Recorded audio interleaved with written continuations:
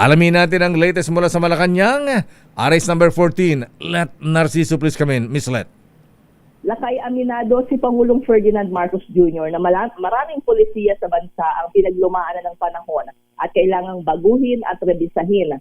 Batay na rin anya ito sa mga nakikita sa balita at naririnig mismong mga reklamo ng ating mga kababayan.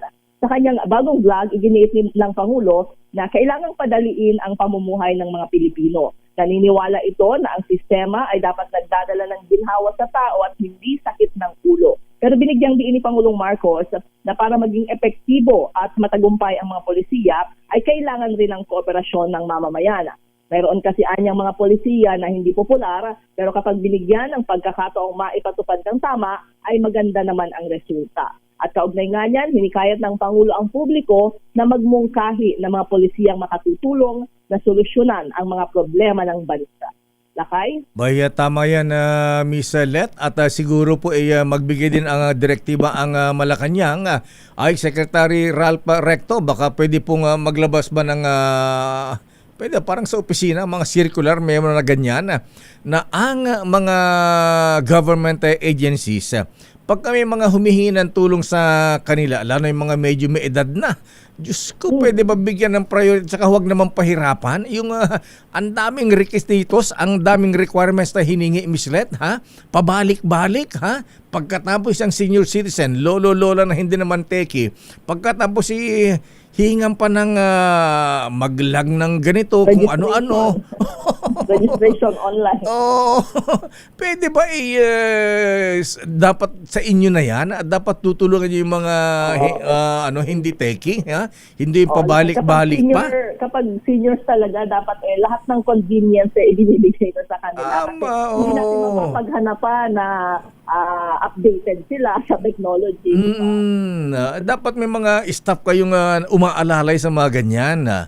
Parang yung ibang pagka lalo ngayon, February na nga pala, February ito na, Miss Let.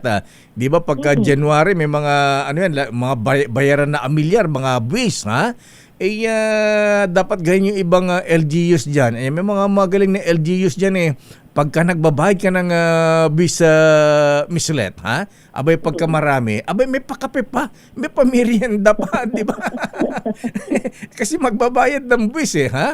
Dapat ganun din po. Naku, may nakita akong video kahapon na viral Miss Let. Yung lola, abay galit na galit, ha? Abay yung pension ko, mamamatay na ako, di niya pa ibinibigay, pabalik-balik ako. Yung tungkod niya, inihahampas dun sa lamesa ng isang opisina, ewan ko naman sa opisina yon. Kakaawa yung lola.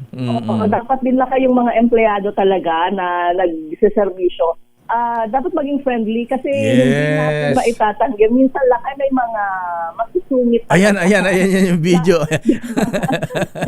Diyos ko, si lola, kawawa. RSTV, i-play nyo nga ulit yan. Ayan kita nyo.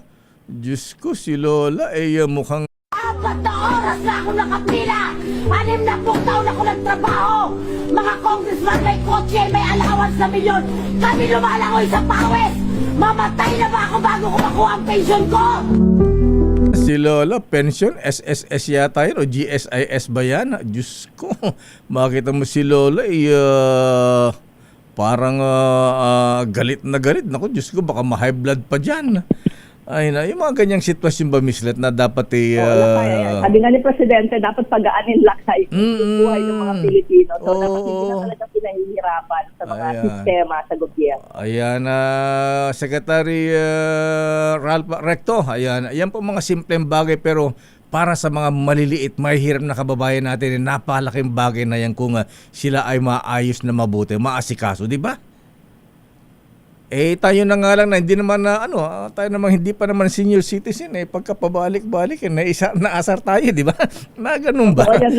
Di mas lalo yung mga lolo na hirap na hirap maglakad, ayan, tapos malabo na ang mata, tapos paano pa sa computer yan, mga ganun, online. At sabi assistance ang kailangan. Tandaan lagi, nandiyan tayo papuntang lahat. Yes, tama kami. Hindi mo gugustuhin na ganun yung trato sa ipagtanda mo, di ba lakay? Hindi, tsaka hindi lang yung mga magulang mo, yung mga lola mo, tsaka kahit hindi mo kamag-anak pagka makita mo yan, ayan, di naman natin kilala yung lola na nagagalit na, napuno na. Di ba nakakaawa? Nakakalungkot. AI ba yung video na yon? Anyway, AI man yan o hindi, pero nangyayari po yan ng mga kuyang mga ating, ako mismo ha, ayan na nasaksihan ko, meron tayong finalo up na nag-follow up sa isang government agency. Diyos ko, bago ko naayos yata, buti inassist ako ni Attorney Kame ha. Abay, ilang araw kayong pabalik-balik pumabigan bago naayos yung problema namin sa isang agency. Mga ganun ba? Mga pag-claim ba ng mga benefits? Ayan. So, siguro medyo kung AI man yan, yung video na yan, ano po yan mahabigan nangyayari po talaga yan. So, siguro tingnan natin yan, Mr. President. Okay, Ms. Let. So, ano schedule ng Presidente ngayon? Medyo malakas-lakas na, magaling-galing na, ha? Ano bang sabaw ang kinain ng Presidente at medyo lumakas siya ngayon? Sabaw ba ng pinapaitan? Sabaw ng dinengdeng? O inabraw?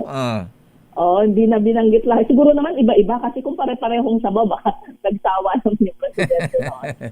Basta ang sabi niya, sabaw lang siya nung ilang araw nung siya nagkasakit.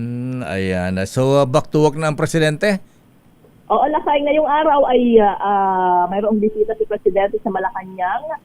Nakatakdang mag-courtesy call ang President at CEO ng Mitsubishi Japan. Oh, Mitsubishi Japan ha. Ayan, bakit mag-e-expand ba sila ng rito, ng produksyon, ha?